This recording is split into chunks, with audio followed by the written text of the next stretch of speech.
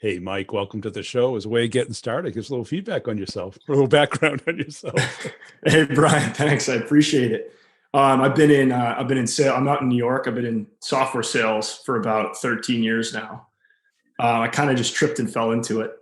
When I was in college, I wasn't really looking for a sales job, but it's been a very fun run. Brought me from Boston to New York to Chicago to LA and back to New York over the last 12, 13 years. So it's been great. And why sales? Was it just what was available at the time, or? Great question. I always worked a lot growing up. I sold, if you were in central Massachusetts, in the late 90s or early 2000s, I probably sold you a cup of, piping hot Dunkin' Donuts coffee, right? I built lemonade stands in my neighborhood. I always loved it. Loved talking to people and having conversations with people and getting to understand, what makes them tick. And I did really just fall into it. I think I was in line for a finance job at a career fair at Bentley University.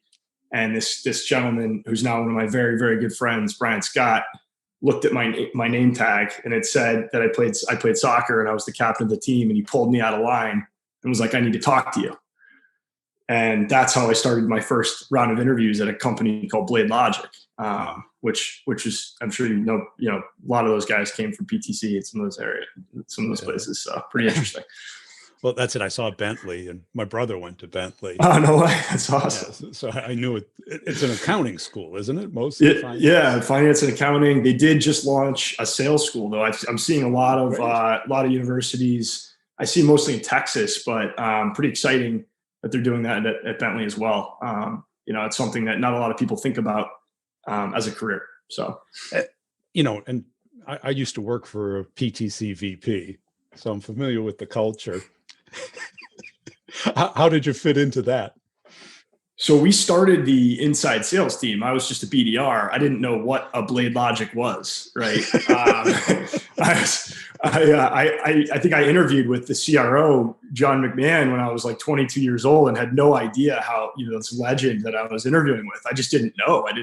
He was great in the meeting. And I just didn't know what I didn't know, and got to learn from a lot of the greats. The culture there was actually pretty good. It was heavy focused on process around medic and 3 Ys and force management and all that stuff, right? Which I'm sure you could talk about in your sleep, right? And so it was just a great experience to a very young age. Just get surrounded by not just those processes, but just the people that truly believed in implementing them, right? And focus on solving a problem instead of just selling a feature. And then you get gobbled up by a huge company.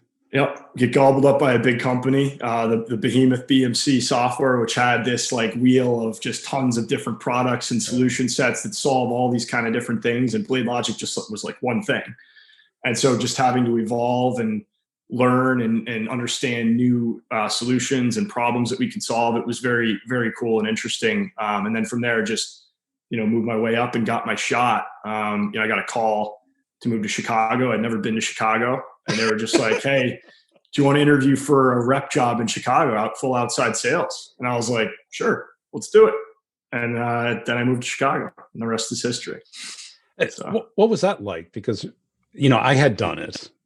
Like when you leave kind of what you're used to and you go to a whole nother geography, you're probably young and it was exciting, right? Yeah. You have to evolve and adapt, right? Yeah. It's kind of what makes it fun. Change is constant.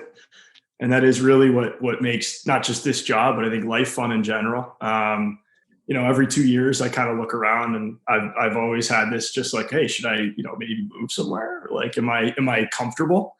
Or should I maybe push myself to do something new and become a little bit more uncomfortable to learn, right? And Chicago, I did Boston and New York for 2 years, and then I got the call and I got to interview for a real outside software sales rep job at 25, 26 years old. Like, you're going hard at that job, right? And so what was that like? Because you go from pounding the phones to meeting people in person. It was an experience. Obviously, I didn't start out with the premier account list. Right? Give you the cherries. No, I just focused on the basics and what I knew, which was, constant activity with purpose, right? Not just blind activity, but purposeful activity where you're finding the right people to call on. You're understanding, how they tick and what things might they be looking to accomplish. You're making deposits in those people, not just calling them blindly and selling them a widget, right? You're constantly understanding and making deposits, not thinking about the sale immediately, but maybe 12 months, 18 months down the road, 2 years, 3 years, lifetime, right? Whatever it is. So really just constant activity, finding the right people, doing the work that is required up front. So if you think about mapping out the org charts, mapping out the value pyramid of, what does the company do all the way down to the benefits that we might be able to deliver to help them solve real problems, and who cares about that? So all the stuff I was taught, the only difference was I was doing the meetings in person. And so I screwed up a ton of meetings, but had fun with it and learned as much as I could. And I wasn't afraid to tell them when I was screwing up the meeting. And what was the difference from your perspective?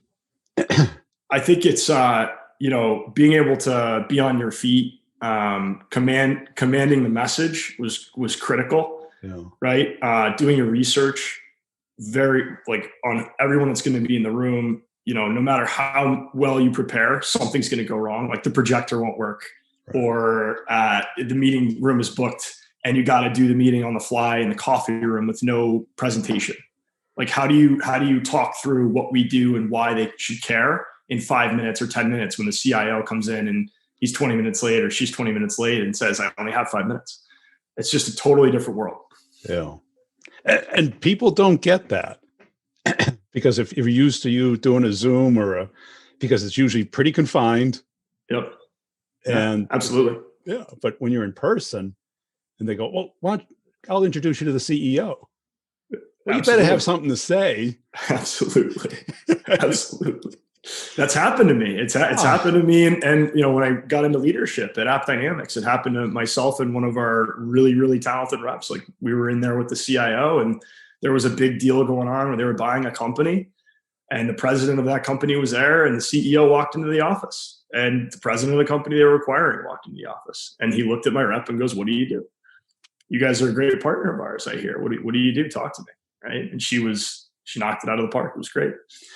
Now, did you have somebody kind of help you through that process? Because, in-person sales, especially when you're going in and not just talking to one person, or I don't know, was that a beauty contest type of sale where that they were looking at 3 to 5 vendors and you were one of them?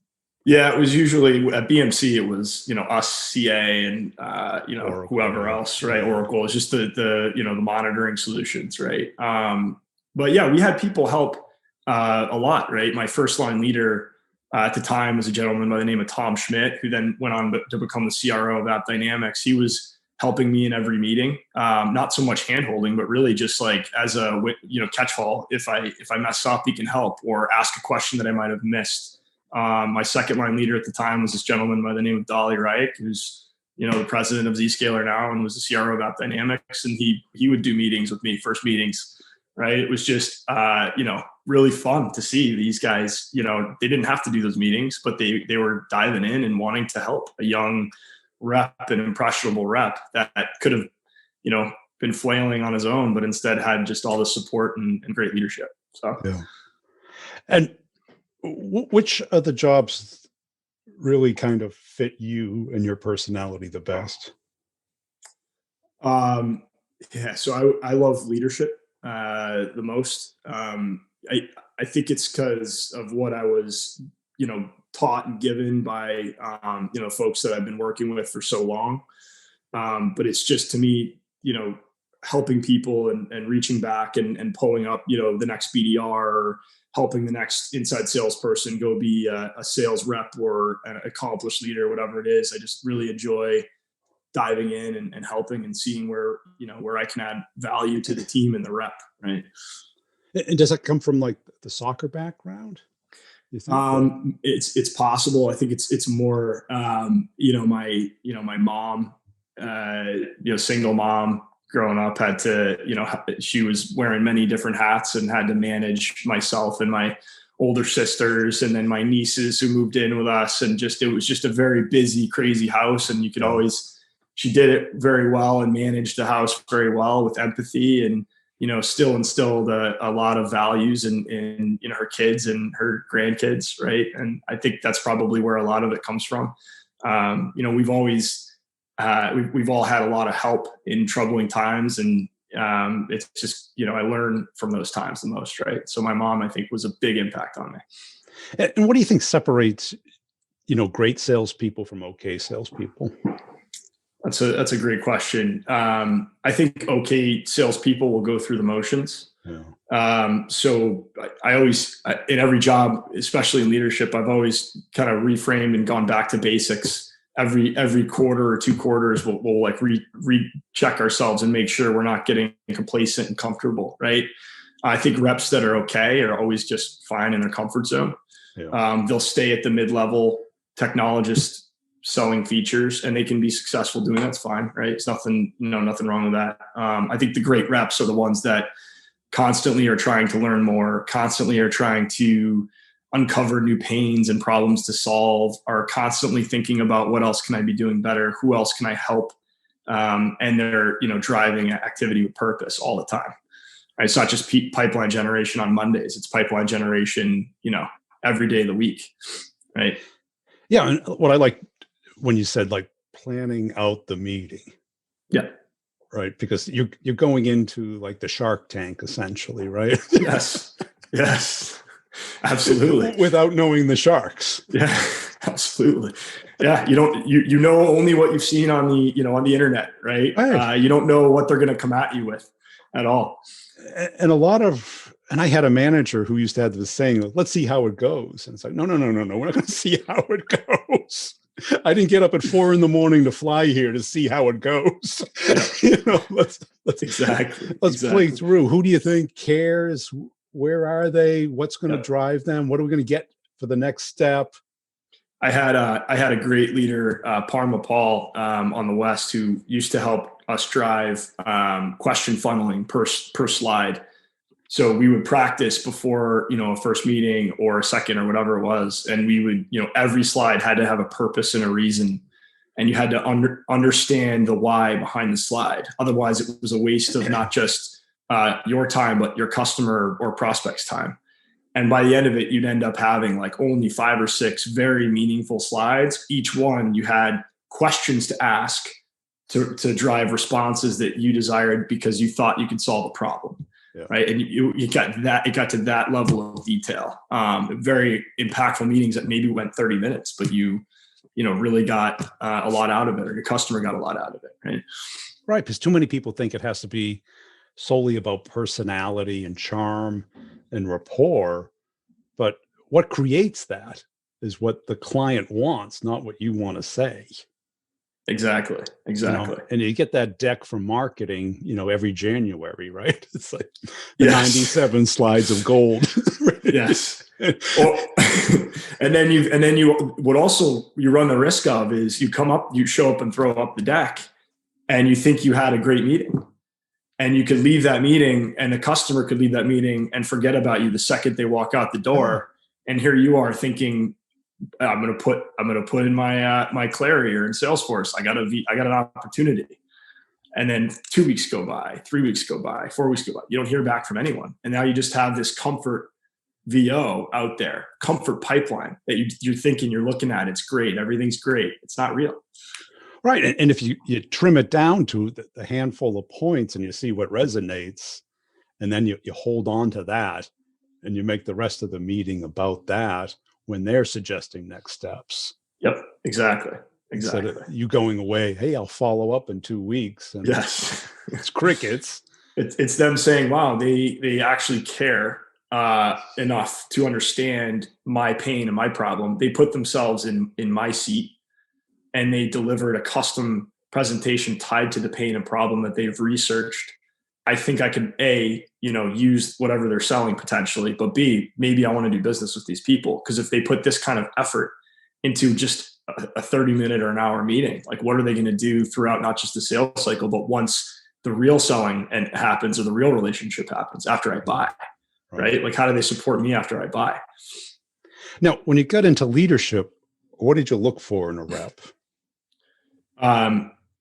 So we look for, high intelligence, character, coachability, curiosity, I think is a huge one that puts into all of those buckets, and then experience kind of as the cherry on top. Yeah. And when you didn't see that, what did you do? When I didn't see it in a rep that worked for me, or a rep that worked for you, yeah. Oh, yeah. If they don't work for you, it's like they're on their own. Yeah. So it's all about coaching. To me, it's if I'm giving a ton of energy to a rep and they're not matching the energy, I think there may be an issue here, right? It's skill or will. Do they have the skill and they're not just willing to do the job? Do they have the will and they need to up level their skill set? So in that case, like, I have all the time in the world for those people that'll, maybe they want to run through a wall, but there's a door right there that they can just walk through, right? Like, hey, let me help you, show you where the door is and then how to get through it, right? So I'm heavily involved in helping develop the teams, and my leaders are as well. So we're very hands-on in trying to up level the talent. And if we spot a gap, we want to help that person be better. Yeah. And have you noticed any pattern in hiring of either background? Like, clearly your first hiring manager saw the soccer captain thing. Yes. Which just screams this person's going to be good at sales, because the athletics I've seen, it's almost 100% consistency, right? Yes. They've had to be coachable. They know what winning and losing feels like. So they're competitive and they know how to work together. Right. And you don't learn that in school. You do not. And you don't learn it from a book. You have to experience it. Yep. Absolutely. What do you look for in reps when you're hiring them? So I there's a couple stories recently of reps that we've hired. One gentleman, started and sold a landscaping business, and we like, when he got to me and we were in our final interview, I spent the entire interview on that and hearing the story of the why and the what and how he marketed it and how he built pipeline and who was his target audience and market. And then, ultimately, how did he build it? Why did he sell it? And I just dug into that piece big time. Right. And obviously he had been a successful seller in software already. He had, 5 to 8 years, not like the 20 to 25 years, but he had good experience as well. Incredibly intelligent how he built this company. And he also, traveled a lot, right? And loves to travel. And we just dug into all these things that are just different to figure out how he thinks. And you can spot all these different amazing character traits along the way in this conversation, instead of just like having hey, tell me about your win, right? And talk to me about a deal you won, right? It's just a different conversation, because no one's going to bring you a deal that they, a deal that was bad, really, right? Maybe they tell you a canned story about something they lost, and then and then ultimately it taught them something, right? But it's usually pretty canned. But if you really dig into just these other stories, I think you can find greatness in those stories.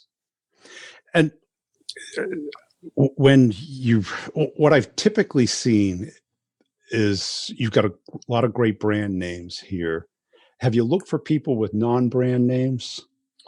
We found some people from different paths and areas.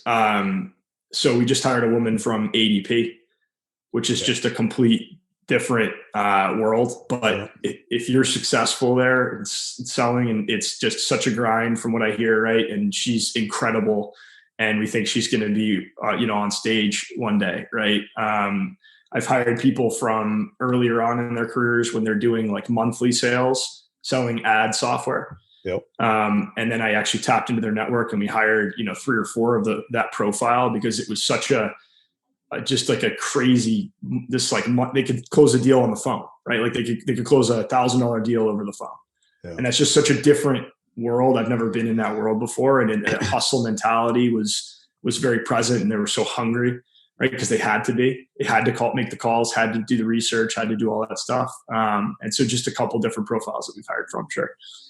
Yeah. Because when you hire, because you went from a small company to a big brand portfolio company. Yes. And what makes you successful there is a lot of it's getting the right territory at the right time and the right brand. And a lot of it's maneuvering internally as opposed to selling externally. Yes. Yeah. But then there's all these like tiny little startups where there's no brand recognition, no problem recognition. The product almost works and there's no marketing. Yeah. If you'll see after the big brand, I went to Sumo Logic, which was like, I was there very early. I opened up the Southwest. I didn't have a sales engineer supporting me in the Southwest for, 6 months. Right. And that was like, hey, you have 5 states, go figure it out, Right. Because that's when you really kind of, because you don't have, when they, BMC, there's a name recognition. They may not know what you sell. Yes. When you Sumo Logic, are you going to show up and be 500 pounds and wear a diaper, or what's going on here? Right? Yes, no one, especially in a brand new market, and you've got this Splunk gorilla in the room, and no one knew what Sumo was. It was crazy. Fun though, really fun. And so you built that from scratch? The Southwest, yes. Yeah. I started. I had like Southern California, Arizona, Nevada, and some other things thrown in there as well. So I think it was like 2,500 accounts, something ridiculous. It was like, how do you even start? Yeah. Right. It was nuts. True early startup.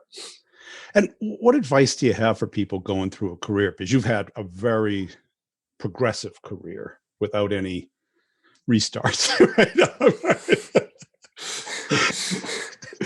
Yeah. Thankfully, right. Very, very fortunate for that. So look, it's all about the people. For me, it's seeking mentorship constantly from new folks.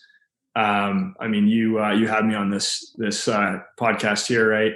You're probably going to be getting some calls from me more often than you want, right? Seeking guidance. I think it's something I did early and often in my career when I was a BDR. I just noticed that there were all these great people around me, so why not go talk to them and figure it out? It's a lot like reading a book. Yeah. If the book's telling you, how to do it, how not to do it, why not read that book so you don't have to go experience it for yourself, right? Why not go talk to all these great people that are definitely willing to give you their time? I mentor a bunch of people myself. I give time back to them, and I still seek a lot of mentorship and leadership from a lot of people. And I think that's really helped me avoid the hiccups. I'm not on an island. I'm not a lone wolf running around. I do think we're all in this boat together. On my team, and my boss feels the same way about it, right? So I think that's what I would tell somebody who's earlier on in their career. And you also kind of fall in what I call the mafia strategy, where you work for a great boss, and the great bosses tend to get the great jobs at the great companies.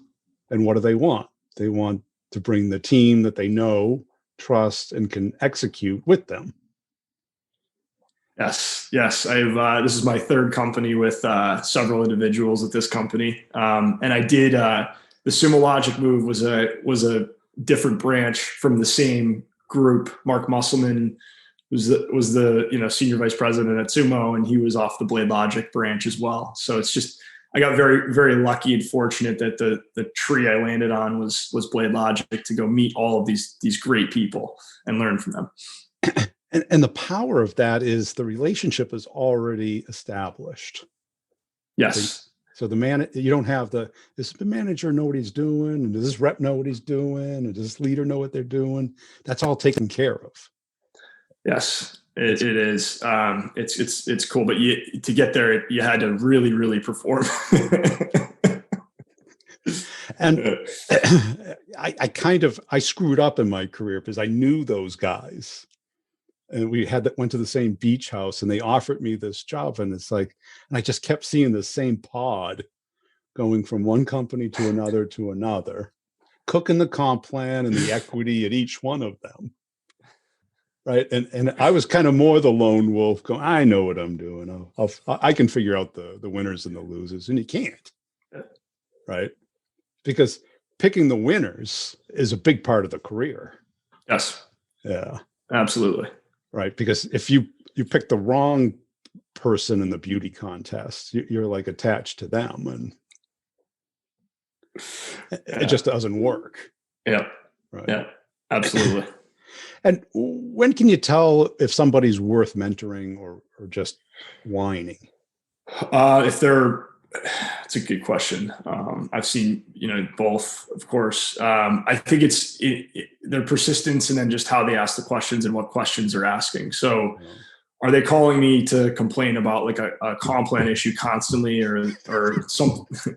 Or are they like, hey, Mike, I would like to talk to you before I walk into this meeting and bounce a couple things off of you. Do you have 15 minutes, right? Hey, can I grab 30 minutes to debrief with you on that meeting? The follow-up with you.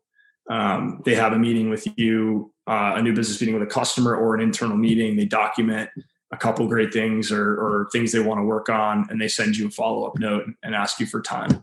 And then all of a sudden you've got another 2-week recurring meeting every 2 weeks at 8 o'clock or 7:30 in the morning, right? I think it's all up to that person seeking the guidance. Yeah. And how much do you think of it as mindset versus skill set? Is it? I think mindset plays a bigger role. I see skills you can be taught. If you don't have the right mindset, whether it's intelligence or character, you're not going to be coachable. And I can teach you, the skills, or our team can teach you the skills, and just show you that door instead of the wall, right? I've got several stories like that of reps that we took chances on because we saw how hard they were working and how hard they would work for us, and it was hard, but got them to top tier level reps where now they're going and doing whatever they want at whatever companies they want. And do you have a particular interview questions or, process? So I actually like the one you start out with. It's pretty good. I also start with, hey, what do you want to talk about today? It's a bizarre one, but it's really simple. It just keeps it super open-ended. And I want to see if the person will take control of the interview, if they've done the research. And then from there, you can kind of branch into many different areas. Like, do they want to take the whole thing and control it and run through, why they think, I should hire them and what problem they can solve for me, and, what we're doing at this company at Zscaler and how they can impact it. Or do they just want to show up and throw up like a win story and a deal story, right? So, and how about if I flip it back to you and I go, describe the ideal candidate for this role? It's great. You're starting to take control of the interview. I love that. Now I got to get a new question. Which worked for me probably 99% of the time. And as you describe them, I'm playing with my tie and pointing to my face. Oh, that's great. That's good. And usually it's the only question I have to ask during the interview. Yep. And it's done. And 9 times out of 10, they describe themselves. And how about as far as like geography? Has there been a geography that fits your personality best? Because they're pretty diverse. Chicago is different than Boston, New York, certainly Manhattan Beach. I maybe was a little too fast talking in Manhattan Beach, California. I think New York probably fits my personality a little better. I do miss Manhattan Beach. Absolutely beautiful town. Chicago was a great balance, I think, between Boston and New York, and then obviously, still pretty hardcore Boston sports fan. But miss my family's still up in Central Mass and all that stuff. So, and what advice would you have for somebody who's like that BDR, early 20s, wants to be successful but doesn't have that mentor? Yeah, I seek it. It's all over the place, especially now. LinkedIn, I think, was just starting when I was at BladeLogic. So I was just lucky to have people right there that I could see and could know were great. There's people all over LinkedIn that are incredible sales professionals, and I guarantee you would, take a meeting with you if you framed it the right way, just like you're PGing into a customer, right? And then, work incredibly hard, and just do the right things, and then constantly try and be, involved in meetings, Like try and, if you have a rep that you've done really good things for, you've set meetings for, have them include you in new business meetings, right? And then maybe help them with their value pyramid. So you can start to learn a little bit about what it takes as a rep, or ask them questions. What are the things that you need to do in your daily job that I can help you with? Exactly. Right? So I can just start to learn and internalize that stuff. I had an RSM at BladeLogic fly me to Ohio, and I ended up staying with his family for 7 days. And he just drove me around to customer meetings from Ohio to Pittsburgh to Michigan to whatever. And it was just because I was persistent in asking him to get into meetings. And finally he was like, dude, you want to just stay at my house? I was like, all right, really? Okay, great. But if I wasn't doing the work for him and then persistent about getting into meetings, he wouldn't have ever done that for me. Yeah. I think that leading with a give will work a whole lot more than just the begging for 15. It's all about the deposits, right? Yes, it's, hey, give me the 5 accounts that you haven't maybe cracked into. Right. Let me go build the value pyramids for those and an org chart around, who and what and why. And I'll come back to you and let's get 15 minutes to work through it, because I'd love to understand how you would attack this account as a rep. Boom. Great. Yeah. Hey, really appreciate your time today, Mike. Where can people go to connect and follow you? Yeah, just Mike Ernest on LinkedIn. It's the best place, I think, to connect with me and my team. And really looking forward to seeing if anyone reaches out. And thanks for hosting me. Appreciate it.